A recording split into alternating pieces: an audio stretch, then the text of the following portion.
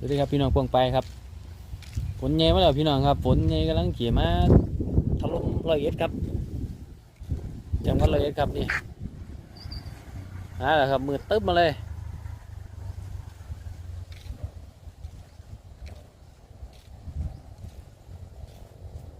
ใหญ่มาครับ